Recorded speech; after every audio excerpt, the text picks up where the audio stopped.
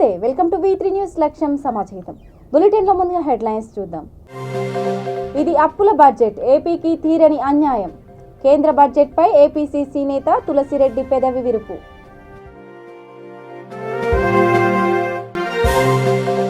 కేంద్ర బడ్జెట్ ఆంధ్రప్రదేశ్కు మేలు చేసేదే.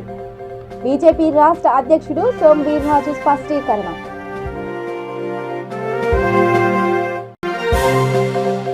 వేగవంతంగా అంబేద్కర్ స్మృతి వనం పనులు. నాణ్యతను పరిశీలించిన మున్సిపల్ శాఖ స్పెషల్ సిఎస్ శ్రీలక్ష్మి.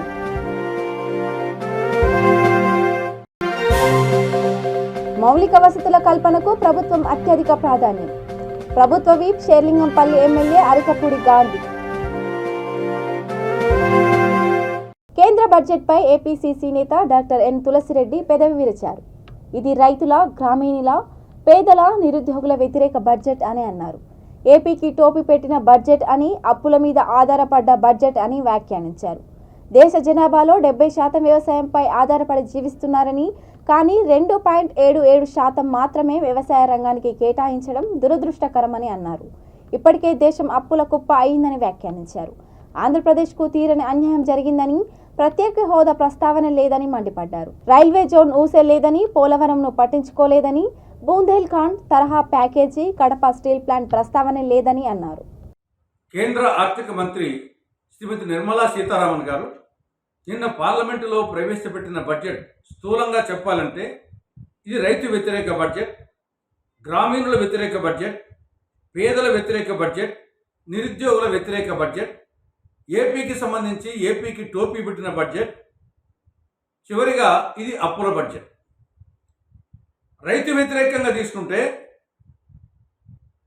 మొత్తం టోటల్ బడ్జెట్ 45,03,097 కోట్లలో వ్యవసాయ రంగానికి కేటాయించింది 1,25,000 కోట్లు. జనాభాలో 70% రైతులు, కానీ బడ్జెట్లో కేటాయించింది మాత్రము 2.77%.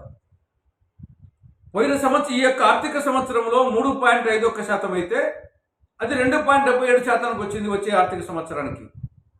ఎరువుల సబ్సిడీ ఈ ఆర్థిక సంవత్సరం కంటే వచ్చే ఆర్థిక సంవత్సరంలో 50,120 కోట్లు ఎరువుల సబ్సిడీ తగ్గించడం జరిగింది. ఆ విధంగా రైతుల వ్యతిరేక బడ్జెట్.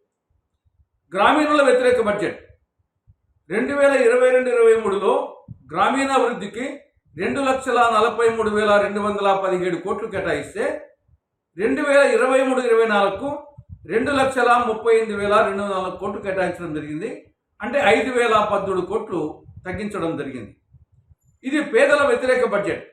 ఆహార సబ్సిడీ గణనీయంగా తగ్గించడం జరిగింది. 2022-23లో ఆహార సబ్సిడీ 2,87,194 కోట్లు అయితే 2023-24లో 1,97,305 కోట్లు. అంటే ఒకేసారి 89,814 కోట్లు తగ్గించడం జరిగింది. ఇక నిరుద్యోగుల ప్రస్తావనే లేదు. ఏపీకి సంబంధించి కడప జిల్లా స్టీల్ ప్లాంట్ కానీ, పోలవరం గురించి కానీ, తర్వాత వచ్చేసి మన్నవరం ప్లాంట్ గురించి కానీ, విశాఖ రైల్వే జోన్ గురించి కానీ ఏమాత్రం వచ్చేసి పట్టించుకోలేదు. పుండి మీద కారం జల్లినట్లు విశాఖ స్టీల్ ప్లాంట్ను ప్రైవేటీకరిస్తామని చెప్పేసి మళ్ళీ మెన్షన్ చేయడం జరిగింది.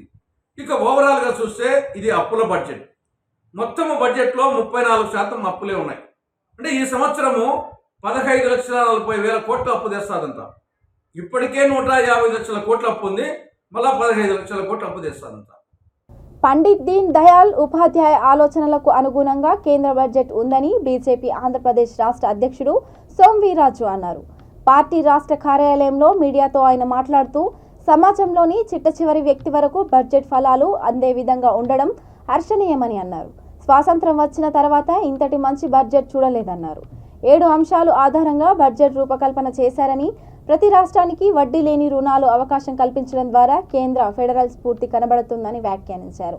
శాఖల వారీగా ఉన్న బడ్జెట్ ని విమర్శించడం అంటే ప్రతిపక్షాల సంకుచిత బుద్ధికి నిదర్శనమని అన్నారు. మన దేశంలో అత్యద్భుతమైనటువంటి బడ్జెట్ భారతీయ జనతా పార్టీ ప్రభుత్వం నిర్మలా సీతారామన్ గారు ప్రవేశపెట్టారు. 7 పిల్లర్స్ బడ్జెట్, 7 స్తంభాల బడ్జెట్, 7 ఋషుల బడ్జెట్. ఈ బడ్జెట్ ఈవేళ ప్రో పూర్ బడ్జెట్, సామాన్యుల బడ్జెట్ ఇది. సామాన్యుల బడ్జెట్, మహిళల బడ్జెట్. మహిళలకు సంబంధించి 80 లక్షల మహిళా సంఘాలని అభివృద్ధి చేయాలని నిర్ణయం తీసుకున్నటువంటి బడ్జెట్. 20 లక్షల కోట్ల రూపాయలు రైతులకి రుణాలు ఇవ్వాలి. ఆ రైతులకి ప్రత్యేక బడ్జెట్ని, ప్రత్యేక నిధిని కేటాయించాలి. అన్ని కోఆపరేటివ్ సొసైటీస్ ని డిజిటలైజేషన్ చేయాలి. భారతదేశ వ్యాప్తంగా కోఆపరేటివ్ సంస్థలని రాబోయేటువంటి రోజుల్లో రైతాంగానికి మరింత అనుసంధానించాలి. కోఆపరేటివ్ సంస్థలన్నీ కూడా తెలిపి అవినీతిమయమైపోయేటువంటి సంస్థని మరలా కాపాడాలి, పునరుజ్జీవింప చేయాలి. కోఆపరేటివ్ బ్యాంక్స్ అన్ని కూడా గ్రామ వికాసంలో అభివృద్ధి చెందించాలి. ఎఫ్పిఓస్ ని మహిళా సంఘాలు ఏ విధంగా అయితే వ్యాపారం చేస్తున్నారో ఈవేళ రైతు కూడా ఆ విధంగా వ్యాపారం చేయాలి. ఎఫ్పిఓస్ ని అభివృద్ధి చేయించాలి. అలానే 1 కోటి మంది ఫార్మర్స్ కి ఆర్గానిక్ ఫార్మర్స్ గా మార్చాలి. దేశంలో మిల్లెట్ వ్యవసాయాన్ని ప్రోత్సహించాలి. ఏదైతే ఫెర్టిలైజర్ బదులు ఆర్గానిక్ ఫెర్టిలైజర్ ని, మెన్యూర్ని ఇవాళ రైతాంగానికి ఇవ్వాలి. ఈ విధంగా అగ్రికల్చర్ కానీ ఏదైతే ఎస్టీస్, ఎస్సీస్ కి సంబంధించి అనేకమైన ప్రాయోజిత ప్రాజెక్టుని ఆలోచన చేస్తుంది. ప్రకటించాలి వేళ బడ్జెట్ లో 10,000 కోట్లతో ఎస్టీస్ కి అనేక రకాల ఏకోపాధ్యాయ పాఠశాలలు, 35,000 టీచర్స్ ని అపాయింట్ చేయాలి. ఎస్టీస్ కి 3 లక్షల మంది పిల్లలకి ఇవాళ మనం చదువు చెప్పించాలి. కిసాన్ సమ్మాన్ నిధిని పెంచాలి. ఏపీ సీఎం జగన్ ఆదేశాల మేరకు విజయవాడ స్వరాజ్య మైదానంలో అంబేద్కర్ స్మృతివనం పనులు మరింత వేగవంతమయ్యాయి. మున్సిపల్ శాఖ స్పెషల్ సీఎస్ శ్రీలక్ష్మి అంబేద్కర్ స్మృతివనం పనులను పరిశీలించారు. 125 అడుగుల అంబేద్కర్ కాంస్య విగ్రహం స్మృతివనం పనుల నాణ్యతపై ఆరా తీశారు. నాణ్యత ప్రమాణాలపై కాంట్రాక్టర్లకు సూచనలు ఇచ్చారు. ఆమె వెంట ఏపీఐఐసిస్ యొక్క వీసీ అండ్ ఎండి సృజన, నగర మున్సిపల్ కమిషనర్ స్వప్నిల్ పున్కర్, పలువురు అధికారులు, ఇంజనీర్లు పాల్గొన్నారు.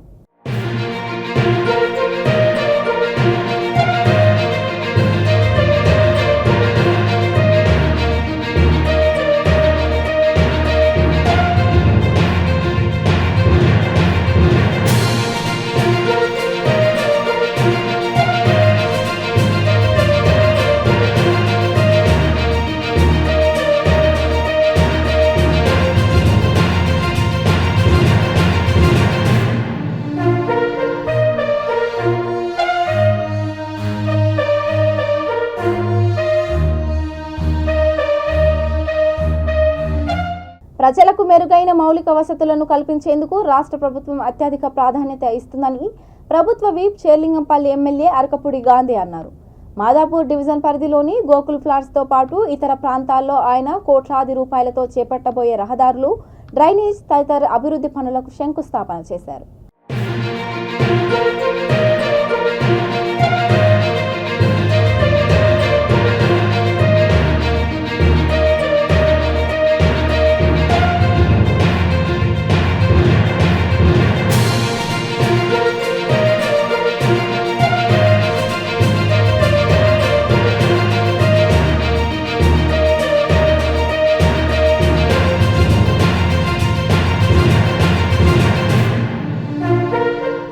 సూర్యాపేట జిల్లా లింగమంతుల స్వామి పెద్దగట్టు జాతర సందర్భంగా జిల్లా కేంద్రంలోని తన క్యాంపు కార్యాలయంలో యాదవులకు సాంప్రదాయ దుస్తులు, గజ్జల లాగులు, బేరీలను మంత్రి జగదీష్ రెడ్డి పంపిణీ చేశారు. కార్యక్రమంలో బీఆర్ఎస్ రాష్ట్ర కార్యదర్శి Y Venkateswarlu, DCMS chairman Vate Janaiah Yadav, ZP vice chairman Gopagani Venkatanarayana Goud, జిల్లా గ్రంథాలయ చైర్మన్ నిమ్మల శ్రీనివాస్ గౌడ్, ఎంపీపీలు, జెడ్పీటీసీలు, యాదవ సోదరులు, పార్టీ నాయకులు, కార్యకర్తలు పాల్గొన్నారు.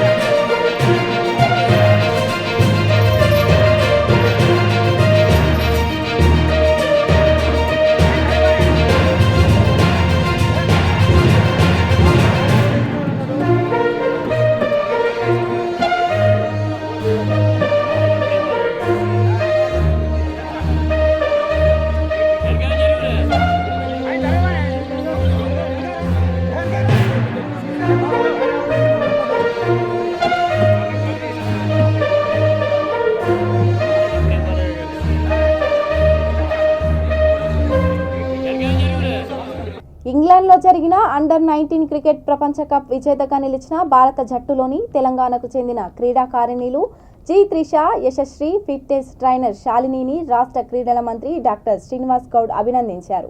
వారంతా హైదరాబాద్కు చేరుకున్న సందర్భంగా శంషాబాద్ ఎయిర్పోర్ట్లో రాష్ట్ర క్రీడా ప్రతికార సంస్థ చైర్మన్ డాక్టర్ ఈ ఆంజనేయ గౌడ్తో కలిసి ఆయన ఘనస్వాగతం పలికి అభినందించారు. ఈ కార్యక్రమంలో క్రీడా ప్రాధికార సంస్థ అధికారులు ధనలక్ష్మి, సుజాత, క్రికెట్ కోచ్ రాజశేఖర్ రెడ్డి, క్రీడాభిమానులు తదితరులు పాల్గొన్నారు.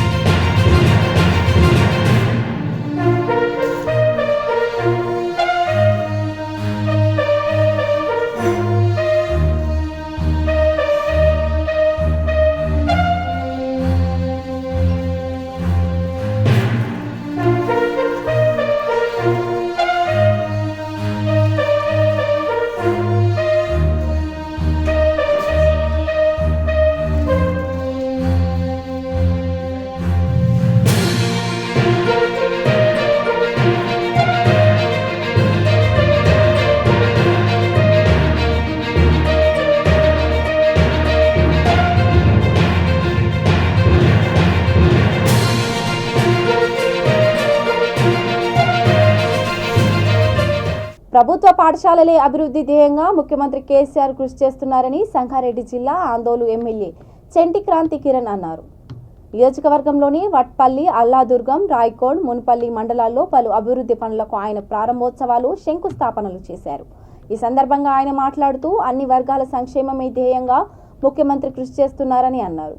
తెలంగాణ అభివృద్ధి లక్ష్యంగా కృషి చేస్తున్న సీఎం వెంట ప్రజలంతా నిలబడాలని అన్నారు.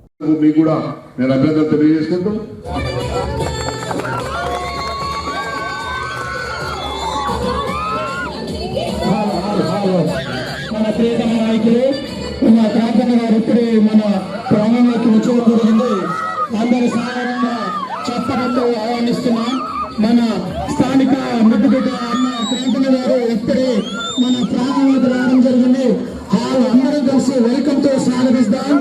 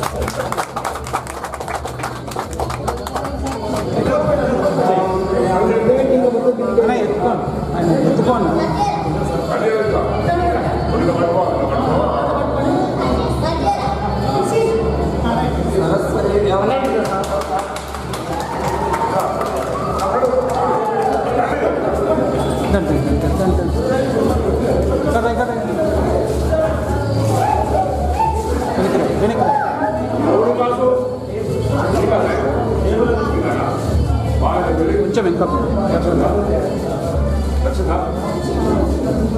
మొత్తం అన్ని డ్రైవర్స్ అన్నీ ఇక్కడే ఇంతకు ముందుగా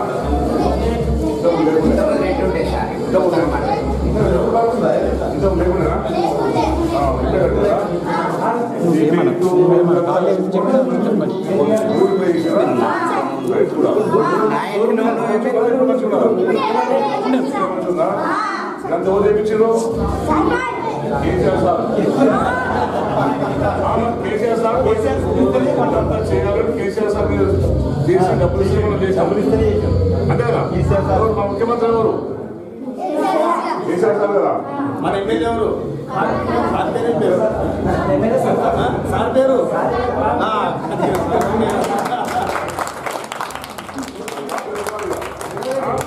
అందరు బాగా చదువుకోవాలి. ఆగపోయినా ఇదే స్కూలా? టేబుల్ బాగున్నాయా? బాగుందా? ఇంతకుముందు ఉందా? ఎట్లా ఇక్కడ కూర్చుంటారు? ఇంతకుముందు బెంచ్ ఉండేనా? ఉండేనా? తగ్గితే లేకుండే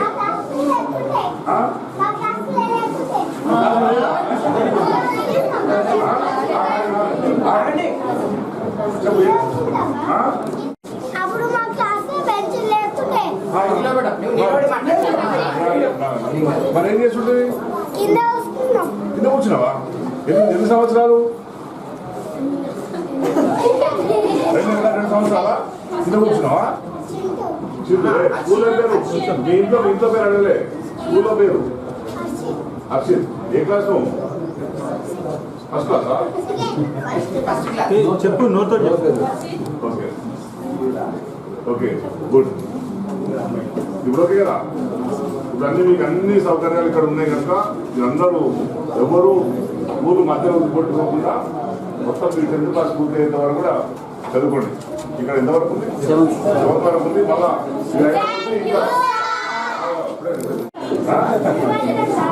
అందుకే మీరు 7th ఉంది కనుక మీరు ఇంకా బాగా చదువుకున్నాను. అదే ఇంగ్లీష్ మీడియం ఉంది.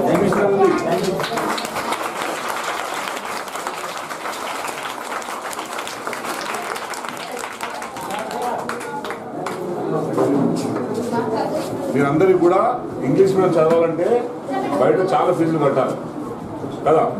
మనమనాలు అందరూ వ్యవసాయం చేసుకుంటారు కదా. మనమనాలు వాళ్ళ కష్టమైతే కదా ఫీజులు కట్టాలంటే. ఇప్పుడు ఆ ఫీజులు కట్టాల్సిన బాధ్యత పని లేదు. ఇప్పుడు గవర్నమెంట్ మీకు ఇంగ్లీష్ మీడియం చదివిస్తుంది ఇక్కడ. కేసీఆర్ సార్ వచ్చిన తర్వాత కేసీఆర్ తాత మన ముఖ్యమంత్రి ఎవరు? సార్ వచ్చిన తర్వాత అందరికీ కూడా విద్య అందాలని చెప్పి ఇంగ్లీష్ మీడియం నుంచి ఇంగ్లీష్ మీడియమే ఉండాలని చెప్పి మన ఊర్లో అందరికీ కూడా ఇంగ్లీష్ మీడియం స్కూల్ ఏర్పాటు చేసిండ్రు. ఇప్పుడు 7th వరకు ఉన్నది. మీరు ఇంకా బాగా చదువుకోండి. మీరు బాగా చదువుకుంటే మధ్యలో వదిలిపెట్టకుండా చదువుకుంటే మీ స్కూల్లో 10th క్లాస్ వరకు మనం చెప్పిద్దాం. సరేనా? యాదాద్రి భువనగిరి జిల్లా యాదాద్రి పాతగుట్ట శ్రీ లక్ష్మీ నరసింహస్వామి వారి ఆలయంలో బ్రహ్మోత్సవాలు కొనసాగుతున్నాయి. జనవరి 31వ తేదీన స్వస్తి వాచనంతో ప్రారంభమైన బ్రహ్మోత్సవాలు ఈ నెల 6వ తేదీన అష్టోత్తర శతఘటాభిషేకంతో ముగియనున్నాయి. 3న తిరుకల్యాణం, 4న రథోత్సవం, 5న చక్రస్థానం, 6న అష్టోత్తర శతఘటాభిషేకం నిర్వహించనున్నారు.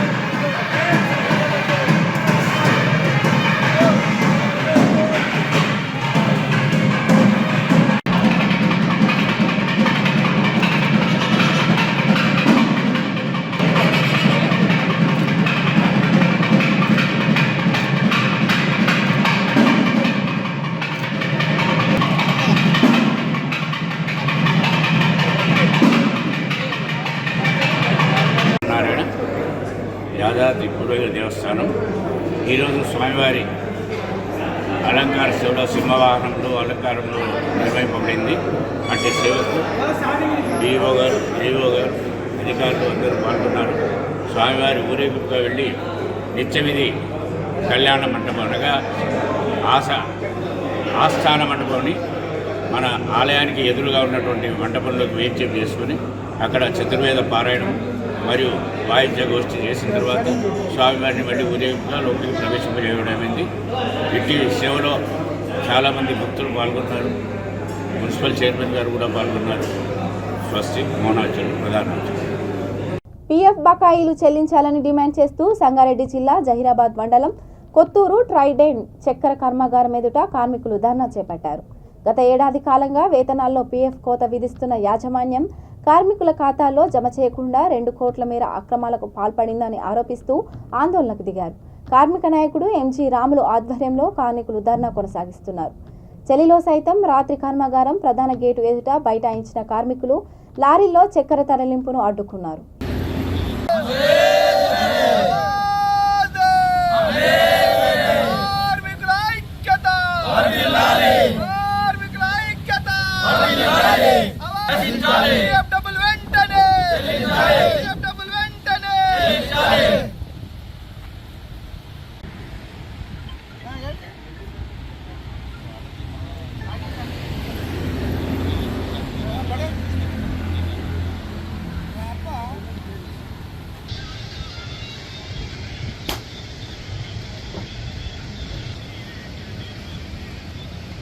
ట్రైడెంట్ చక్కెర కర్మాగారం యాజమాన్యాలు కార్మికుల జీవితాలతో ఆటలాడుకుంటూ గత 34 నెలల నుండి పీఎఫ్ అమౌంట్ కడతలేరు. మా జీతాల్లో బరాబర్ కట్ చేస్తున్నారు కానీ కడతలేరు. అదేవిధంగా ఎల్ఐసి కూడా దాదాపు 15 లక్షల వరకు కట్టేది ఉంది. పీఎఫ్ అమౌంట్ 2 కోట్లు కట్టేది ఉంది. వాటి గురించి 6 నెలల నుండి మేము ప్రతిరోజు వాళ్ళకి అడగడం, డేట్ ఇచ్చుకుంటూ పోవడం, మీటింగ్లు చెప్పడం, తర్వాత హైదరాబాద్ మేనేజ్మెంట్ దగ్గర పోదామని ఆ మేనేజ్మెంట్ చైర్మన్లు అందరు తిప్పుకుంటూ చివరిలో మాకేమన్నారంటే 31 జనవరి తారీఖు 5 గంటల వరకు ఖచ్చితంగా మీ మొత్తం డబ్బులు మీ అకౌంట్లో వేస్తామని చెప్పేసి మాకు నమ్మించారు. మరి నిన్న 31 అయిపోయిన తర్వాత 5 గంటల వరకు ఇక్కడ పరిస్థితి చూస్తే మాకు ఇచ్చిన మాట ప్రకారంగా వాళ్ళు డబ్బులు కట్టకుండా వీళ్ళ కార్మికులకు ఇబ్బంది పెట్టాలని చెప్పేసి వాళ్ళు ఏం చేసినారంటే దాదాపు ఒక 50 లారీల అంటే 25 టన్నుల లారీలు దాదాపు ఒక 50-60 లారీలు తీసుకొని వచ్చి ఉన్న చక్కెర మొత్తం తీసుకుపోవాలనే ఉద్దేశంతో కార్మికులకు పుట్టగొట్టాలని చూస్తున్నారు. కాబట్టి ఇక్కడ మేము ఈ చక్కెర పోకుండా మొలాసిస్ పోకుండా మేము ఇక్కడ కావలిగా ఉన్నాం. ఇది ఎలాంటి ధర్నా కాదు. ఇది ఆ చక్కెరకు ఆ మొలాసిస్కు కావలిగా ఉన్నాం. యథావిధిగా ఫ్యాక్టరీ నడిపిస్తున్నాం. చక్కెర వస్తున్నది, రైతులకు ఇబ్బంది పెట్టలేము. రైతులకు కూడా ఎలాంటి ఇబ్బంది లేకుండా చెరుకు యథావిధిగా వస్తుంది. మా యథావిధిగా క్రషింగ్ చేస్తున్నారు. మా కార్మికులు కూడా ఎవరైతే డ్యూటీలో ఉన్నారో వాళ్ళందరూ డ్యూటీ చేస్తున్నారు. ఎవరైతే డ్యూటీలు లేరో ఇక్కడ వచ్చి కూర్చున్నారు. కాబట్టి మేము యాజమాన్యానికి ఒకటే చెప్తున్నాం, మా డబ్బులు మాకు కట్టించండి. మా జీతాలకు ఏదైతే కట్ చేసినారో ఆ డబ్బులే కట్టిమంటున్నాం. మేము వాళ్ళకి ఏమన్నా మేము అప్పడుగుతలేము, మరి ఇంకొకటి కాదు. కాబట్టి దయచేసి యాజమాన్యం మొండిగా పోకుండా మా కార్మికుల యొక్క డబ్బులు పూర్తిగా చెల్లించే వరకు మేము ఇక్కడనే కూర్చుంటాం. ఒకరోజు కానీ 2 రోజులు కానీ వారం రోజులు కానీ ఇక్కడనే కూర్చొని మా యొక్క హక్కులు సాధించుకొని మా యొక్క అమౌంట్ను మేమంతా ముట్టేంత వరకు ఇక్కడ కథలపై చెప్పేసి ఈ సందర్భంగా తెలియవచ్చు. హైదరాబాద్ నుండి విజయవాడ వెళ్తున్న ఇన్నోవా వాహనాన్ని రాచకొండ టాస్క్ ఫోర్స్ పోలీసులు అనుమానంతో వెంబడించారు. నల్గొండ జిల్లా వెలిమినేడు వద్ద చేజింగ్లో ఇన్నోవా పల్టీ కొట్టింది. దీంతో గంజాయి స్మగ్లర్లు వాహనాన్ని వదిలేసి వెళ్లిపోయారు. పోలీసులు కారులో భారీగా ఉన్న గంజాయిని స్వాధీనం చేసుకున్నారు. పారిపోయిన నిందితుల కోసం స్పెషల్ టీం గాలింపు చర్యలు చేపట్టింది.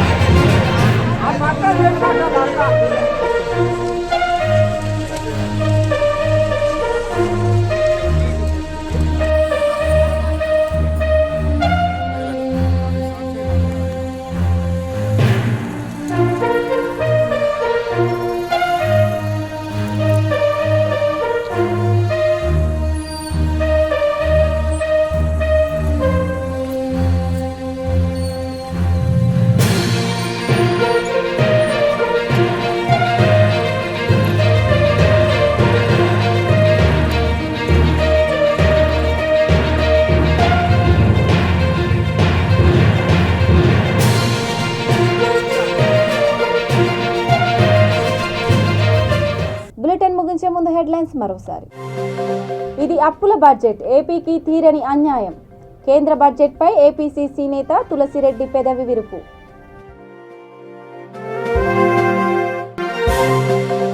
కేంద్ర బడ్జెట్ ఆంధ్రప్రదేశ్కు మేలు చేసేదే.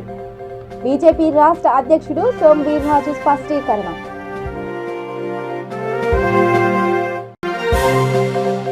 వేగవంతంగా అంబేద్కర్ స్మృతి వనం పనులు. నాణ్యతను పరిశీలించిన మున్సిపల్ శాఖ స్పెషల్ సిఎస్ శ్రీలక్ష్మి.